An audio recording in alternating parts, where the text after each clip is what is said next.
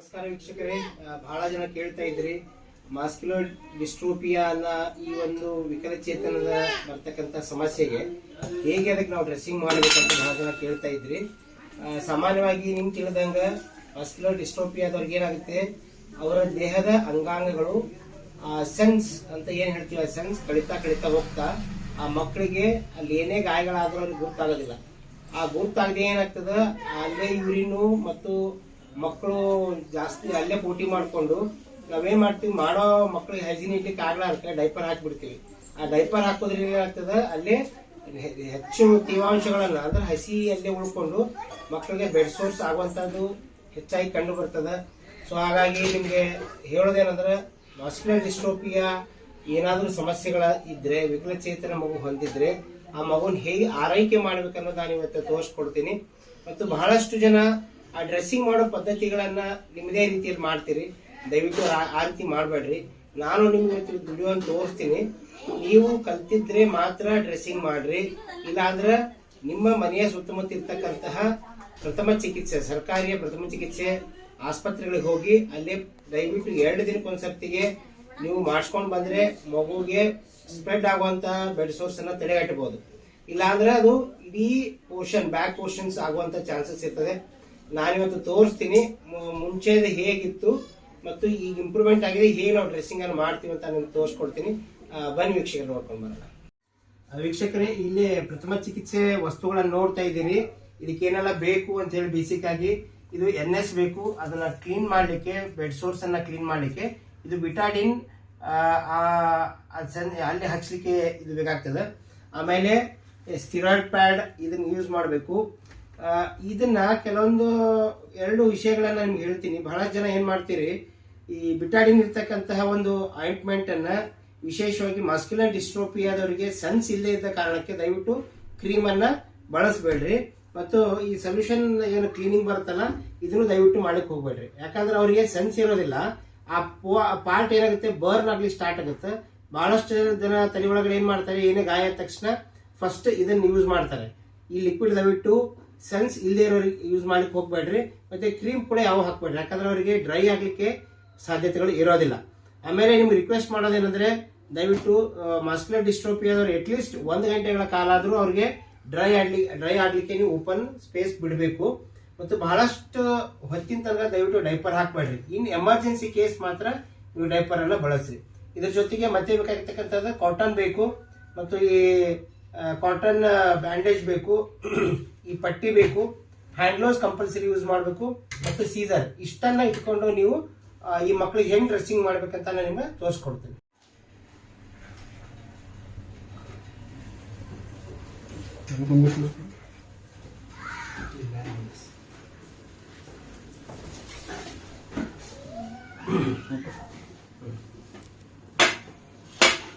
ವೀಕ್ಷಕರೇ, ಸಾಮಾನ್ಯವಾಗಿ ಮಾಸ್ಕ್ಯುಲರ್ ಡಿಸ್ಟ್ರೋಫಿಯಾದವ್ರು ನಾನು ನಿಮ್ಗೆ ಆಗಲೇ ಹೇಳಿದಂಗೆ ಏನಾಗ್ತದೋ, ಸೆನ್ಸ್ ಕಳತಾ ಹೋಗ್ತಾರೆ. ಎಟ್ ಎ ಟೈಮ್ ಇಡೀ ಬಾಡಿ ಸೆನ್ಸ್ ಹೋಗೋದಿಲ್ಲ, ಹಂತ ಹೋಗ್ತದೆ.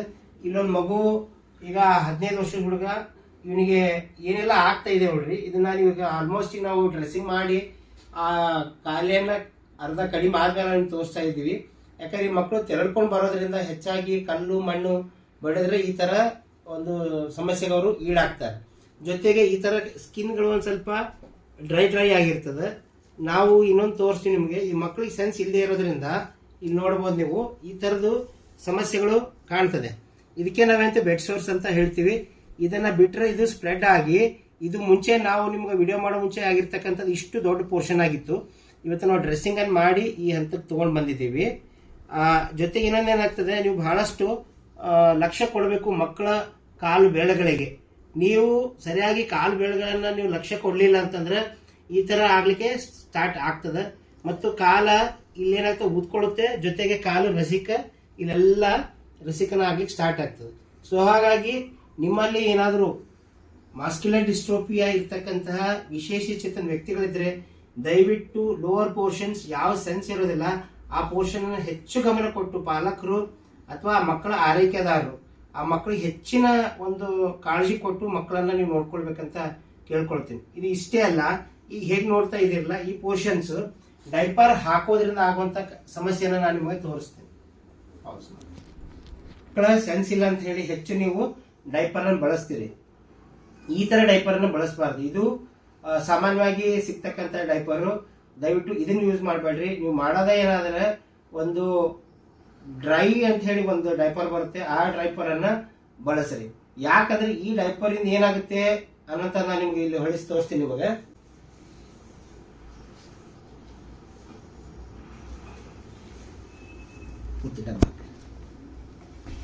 ನೋಡ್ಬೋದು ನೀವೀಗ ಏನಾಗ್ತದೆ. ನೀವು ಈ ತರ ಡೈಪರ್ ಅನ್ನ ಬಳಸೋದ್ರಿಂದ ಈ ಡೈಪರ್ ಸ್ಪೆಷಲಿ ಈ ಡೈಪರ್ ಏನಾಗುತ್ತೆ ರಸಿಕ್ತ ಅಲ್ಲೇ ಉಳಿದು ಈ ತರ ಬೆಡ್ ಸೋರ್ಸ್ ಆಗಿ ಇದಕ್ಕೆ ಅಟ್ಯಾಚ್ ಆಗಿ ಮಗುವಿಗೆ ಕಾಯಿಲೆ ಇನ್ನೂ ಹೆಚ್ಚಿನ ಪ್ರಮಾಣದಲ್ಲಿ ಆಗಲಿಕ್ಕೆ ಸಾಧ್ಯತೆ ಆಗ್ತದೆ. ಈ ತರ ಇದ್ದಾಗ ದಯವಿಟ್ಟು ಮಕ್ಕಳಿಗೆ ಪ್ರತಿದಿನ ಡ್ರೆಸ್ಸಿಂಗ್ ಪ್ಲಸ್ ಆ ಮಗುವನ್ನ ಆ ಕಾಯಿಲೆ ಆರ್ಬೇಕಂದ್ರೆ ಒಂದು ಸಣ್ಣ ಫ್ಯಾನ್ ಹಚ್ಚಿ ಫ್ಯಾನ್ ಮುಖಾಂತರ ಅದನ್ನ ಡ್ರೈ ಮಾಡ್ಲಿಕ್ಕೆ ಬಿಡ್ರಿ, ಇಲ್ಲಾಂದ್ರೆ ಸ್ಪ್ರೆಡ್ ಔಟ್ ಆಗುತ್ತೆ. ಈಗ ನಾವು ಹಾಫ್ ಪೋರ್ಷನ್ ನೀವು ನೋಡ್ತಾ ಇದ್ದೀರಿ.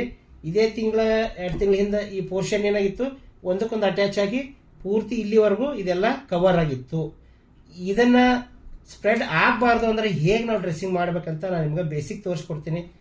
ಮುಂಚೆನೂ ಹೇಳಿದ್ದೆ, ಈಗೂ ಹೇಳ್ತಾ ಇದ್ದೀನಿ. ದಯವಿಟ್ಟು ನಿಮಗೆ ಪ್ರಥಮ ಚಿಕಿತ್ಸೆ ಹೇಗೆ ಮಾಡಬೇಕು ಅಂತ ಗೊತ್ತಿಲ್ಲ, ದಯವಿಟ್ಟು ಮಾಡ್ಲಿಕ್ಕೆ ಹೋಗ್ಬೇಡ್ರಿ. ಸರ್ಕಾರಿ ಆಸ್ಪತ್ರೆ ಕರ್ಕೊಂಡೋಗಿ ಈ ಮಗುವನ್ನ ಡ್ರೆಸ್ಸಿಂಗ್ಸ್ ಅನ್ನ ಮಾಡಿಸ್ಕೊಂಡ್ ಬರ್ರಿ. ಅಥವಾ ನೀವು ಪಾಲಕರು ಅಥವಾ ಆರೈಕೆದಾರರು ಈ ಚಿಕಿತ್ಸೆ ಪ್ರಥಮ ಚಿಕಿತ್ಸೆ ಮಾಡ್ಬೇಕಂದ್ರೆ ನೀವು ಆಸ್ಪತ್ರೆ ಹೋಗಿ ಪ್ರಥಮ ಚಿಕಿತ್ಸೆ ಅಂದ್ರೇನು, ಈ ಮಕ್ಕಳಿಗೆ ಹೇಗೆ ಮಾಡಬೇಕು ಮತ್ತೆ ಏನೆಲ್ಲ ಬಳಸಬೇಕು ಅನ್ನೋಂಥದ್ದು ನೀವು ಕಲ್ತ್ಕೊಂಡು ಬಂದು ಮಾಡ್ರಿ. ಎಕ್ಸ್ಪೆರಿಮೆಂಟ್ ಮಾತ್ರ ದಯವಿಟ್ಟು ಮಕ್ಕಳ ಮೇಲೆ ಮಾಡ್ಲಿಕ್ಕೆ ಹೋಗ್ಬೇಡ್ರಿ. ಪ್ರಥಮ ಚಿಕಿತ್ಸೆ ಮಾಡ್ಕೊಳ್ಬೇಕು ಅಂತಂದ್ರೆ ಫಸ್ಟ್ ಇದನ್ನ ಕ್ಲೀನ್ ಮಾಡ್ಲಿಕ್ಕೆ ದಯವಿಟ್ಟು ಬೇರೆ ಯಾವ್ದು ನೀರು ಯೂಸ್ ಮಾಡಬೇಡ್ರಿ. NS ವಾಟರ್ ಅನ್ನೇ ಯೂಸ್ ಮಾಡ್ರಿ. ಅಂದ್ರೆ ಅದು ನಿಮ್ಗದು ಪ್ರೊಟೆಕ್ಷನ್ಸ್ ಕೊಡ್ಲಿಕ್ಕೆ ಸಹಾಯ ಆಗ್ತದೆ. ಇಲ್ಲಾಂದ್ರೆ ಬೇರೆ ಬೇರೆ ನೀರು ಹಾಕೋದ್ರಿಂದ ಅದು ಮತ್ತು ರಸಿಕತೆ ಹೆಚ್ಚಾಗ್ಲಿಕ್ಕೆ ಚಾನ್ಸಸ್ ಜಾಸ್ತಿ ಇರ್ತದೆ. NS ಹಾಕಿ ಕ್ಲೀನ್ ಮಾಡಿದ್ವಿ. ಕ್ಲೀನ್ ಆದ್ಮೇಲೆ ನೀವು ಇದು ನೋಡ್ಬೋದು, ಡ್ರೈ ಆಗೋವರೆಗೂ ನಾವು ಬಿಟ್ಟಿದ್ದೀವಿ. NS ಆದ್ಮೇಲೆ ಪಫಿಂಗ್ ಆದ್ಮೇಲೆ ಡ್ರೈ ಆಗ್ಲಿಕ್ಕೆ ಬಿಡಬೇಕು.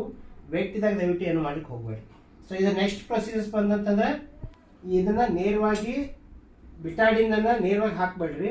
ಒಂದು ಕಾಟನಿಗೆ ಹಳ್ಳಿ ಹತ್ತಿಗೆ ನೀವು ಬಿಟಾಡಿನ್ ಅನ್ನ ಈ ತರ ಮಾಡ್ಕೊಂಡು ಅದನ್ನ ಸರಿಯಾಗಿ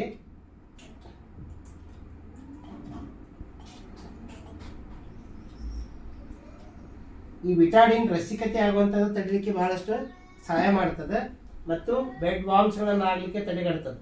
ಸೊ ಹಾಗಾಗಿ ಡೈರೆಕ್ಟ್ ನೀವೇನ್ ಮಾಡ್ರಿ, ಈ ತರ ಪಫಿಂಗ್ ಅನ್ನು ಮಾಡ್ರಿ. ದಯವಿಟ್ಟು ರಬ್ ಮಾಡ್ಲಿಕ್ಕೆ ಹೋಗ್ಬೇಡ್ರಿ. ಈ ಬಿಟಾಡಿನ್ ಅನ್ನ ಹಚ್ಚಿ ಇದನ್ನು ಕೂಡ ಸ್ವಲ್ಪ ಡ್ರೈ ಆಗ್ಲಿಕ್ಕೆ ಬಿಡಬೇಕು. ನೀವು ಈ ಬಿಟಾಡಿನ್ ಮುಖಾಂತರ ಎಲ್ಲಾನು ಪೂರ್ತಿಯಾಗಿ ಹಚ್ಚ್ರಿ.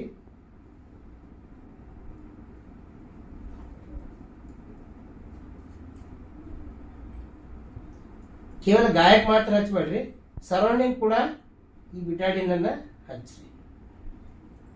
ಆ ಬಿಟಾಡಿನ್ ಆದ್ಮೇಲೆ ಇದು ಈ ತರ ಡ್ರೈ ಆಗ್ಲಿಕ್ಕೆ ಬಿಡಬೇಕು. ತಕ್ಷಣವೇ ನೀವು ಇದು ಪೌಡರ್ ಅದನ್ನೇನೋ ಹಚ್ಬೇಡ್ರಿ. ನಾನು ಮತ್ತೊಂದ್ಸರ್ತಿ ಹೇಳ್ತೀನಿ, ಈ ತರ ಪ್ರಥಮ ಚಿಕಿತ್ಸೆಯಲ್ಲಿ ಕ್ರೀಮ್ ಬರುತ್ತೆ. ದಯವಿಟ್ಟು ಯಾವುದೇ ತರದ ಕ್ರೀಮ್ ಅನ್ನ ಈ ಪೋರ್ಷನ್ಗೆ ಈ ಸ್ಥಿತಿಯಲ್ಲಿ ಈ ಒಂದು ಸ್ಟೇಜಿಗೆ ಕ್ರೀಮ್ ಅನ್ನ ಬಳಸಬೇಡ್ರಿ. ಅದಕ್ಕಿಂತ ಬದಲಾಗಿ ಪೌಡರ್ ಅಂದ್ರೆ ಯಾವ ಬೇಕು ಪೌಡರ್ ಅಲ್ಲ, ಪ್ರಥಮ ಚಿಕಿತ್ಸೆ ಪೌಡರ್ ಸಿಗುತ್ತೆ. ಆ ಪೌಡರ್ ಅನ್ನ ಹಾಕಿ, ಯಾಕೆ ಪೌಡರ್ ಹಾಕ್ಬೇಕಂದ್ರೆ ಡ್ರೈನೆಸ್ ಸಲುವಾಗಿ ಈ ಪೌಡರ್ ಅನ್ನ ಹಾಕ್ಬೇಕು. ನೀವು ಪೌಡರ್ ಹಾಕಿ ಒಂದ್ ಸ್ವಲ್ಪ ಹೊತ್ತು ಬಿಟ್ಟು ಆದಷ್ಟು ಈ ಪೋರ್ಷನ್ ಡ್ರೈ ಇಡ್ಲಿಕ್ಕೆ ಮ್ಯಾಕ್ಸಿಮಮ್ ನೀವು ಪ್ರಯತ್ನ ಮಾಡಬೇಕು. ಈ ತರ ಪೌಡರ್ ಎಲ್ಲ ಹಾಕಿ ನೀಟಾಗಿ ಒಂದು 10-20 ಸೆಕೆಂಡ್ ಬಿಟ್ಟು ಆಮೇಲೆ ಈ ಪ್ಯಾಡ್ ಏನ್ ಬರುತ್ತಲ್ಲ ಇದನ್ನ ಮ್ಯಾಕ್ಸಿಮಮ್ ನೀವು ಈ ತರ ಓಪನ್ ಆಗಿ 1 ಗಂಟೆ ಅರ್ಧ ಗಂಟೆ ಬಿಡ್ರಿ, ಅದು ಡ್ರೈ ಆಗ್ಲಿಕ್ಕೆ. ಇನ್ ಕೇಸ್ ಇನ್ನೆಲ್ಲೋ ಹೋಗ್ತಾ ಇದ್ದೀರಿ ಅಂದಾಗ ಮಾತ್ರ ಈ ತರ ಕಾಟನ್ ಬ್ಯಾಂಡೇಜ್ ಮತ್ತು ಕಾಟನ್ ಇರೋಂಥದ್ದು ನಿಮ್ಗೆ ಆಗಲೇ ತೋರಿಸಂಗೆ ಸ್ಟೇರಿ ಪ್ಯಾಡ್ ಅಂತ ಬರುತ್ತಲ್ಲ, ಈ ತರದ ಪ್ಯಾಡ್ ಅನ್ನ ನೀವು ಹಾಕಿ ತಕ್ಷಣ ಬ್ಯಾಂಡೇಜ್ ಮಾಡ್ಕೊಂಡು ಹೋಗ್ತಾ ಇದ್ರಿ ಅಂದ್ರೆ ಇದನ್ನ ಅವಾಗ ಮಾತ್ರ ಹಾಕ್ರಿ. ಅಥವಾ ಮನೇಲಿ ಇದ್ರಿ, ಮಗು ಮನೇಲಿತ್ತು ಎಲ್ಲೂ ಹೋಗ್ತಾ ಇಲ್ಲ ಅಂದ್ರೆ ಈ ಪೌಡರ್ ಮೇಲೆ 1-2 ಗಂಟೆವರೆಗೂ ಬಿಟ್ಟು ಅದಾದ್ಮೇಲೆ ಮತ್ತೆ ಮಗು ಕಾಟನ್ ಬಟ್ಟೆಯನ್ನು ಹಾಕ್ರಿ. ದಯವಿಟ್ಟು ಡೈಪರ್ ಅನ್ನ ಬಳಸಲಿಕ್ಕೆ ಹೋಗ್ಬೇಡಿ. ಥ್ಯಾಂಕ್ ಯು ವೀಕ್ಷಕರೇ, ಇಲ್ಲಿವರೆಗೂ ಸಹನೆಯಿಂದ ಇದು ಹೇಗೆ ಮಸ್ಕ್ಯುಲರ್ ಡಿಸ್ಟ್ರೋಫಿಯಾ ಅವರಿಗೆ ಡ್ರೆಸ್ಸಿಂಗ್ ಅನ್ನು ಹೆಂಗ್ ಮಾಡಬೇಕು ಅಂತ ತಿಳ್ಕೊಂಡ್ರಿ. ದಯವಿಟ್ಟು ಯಾವುದೇ ತರದ ಹೊಸ ಪ್ರಯೋಗನ ಮಾಡಕ್ಕೆ ಹೋಗ್ಬೇಡ್ರಿ. ನಿಮ್ಮ ಹತ್ತಿರ ಇರುವಂತ ಒಂದು ರಿಹ್ಯಾಬಿಲಿಟೇಷನ್ ಸೆಂಟರ್ಗೆ ಹೋಗ್ರಿ ಅಥವಾ ಸರ್ಕಾರಿ ಆಸ್ಪತ್ರೆಗೆ ಹೋಗಿ ಈ ಮಕ್ಕಳ ಕಾಯಿಲೆಯನ್ನು ಇನ್ನೂ ಸ್ಪ್ರೆಡ್ ಆಗದೆ ಇರಂಗೆ ನೀವು ಕಾಪಾಡ್ಕೊಳ್ರಿ ಅಂತ ಹೇಳ್ತೀನಿ. ಆದಷ್ಟು ಮಕ್ಕಳ ಈ ಪೋರ್ಷನ್ ಎಲ್ಲೆಲ್ಲೇ ಸೋರ್ಸ್ ಅನ್ನ ಆಗ್ಲಿಕ್ಕೆ ಸ್ಟಾರ್ಟ್ ಆಗಿದೆ ಅಲ್ಲೆಲ್ಲಾನು ನೀವು ಮಕ್ಕಳಿಗೆ ಡ್ರೈ ಇಡ್ಲಿಕ್ಕೆ ಪ್ರಯತ್ನ ಮಾಡ್ರಿ. ಅದು ಹಂಗೆ ಬಿಟ್ರೆ ಇಡೀ ಪೋರ್ಷನ್ಸೇ ಆಗುವಂತ ಚಾನ್ಸಸ್ ಜಾಸ್ತಿ ಇರುತ್ತೆ. ಸೊ ಹಾಗಾಗಿ ನೀವು ಚೆನ್ನಾಗಿರಿ, ಮಕ್ಕಳನ್ನು ಚೆನ್ನಾಗಿ ಇಡ್ರಿ, ಮಕ್ಕಳು ಕೂಡ ಚೆನ್ನಾಗಿ ಬದುಕಲಿಕ್ಕೆ ಅವಕಾಶ ಮಾಡಿಕೊಡ್ರಿ ಅಂತ ಹೇಳ್ತೀನಿ. ಎಲ್ಲರಿಗೂ ನಮಸ್ಕಾರ.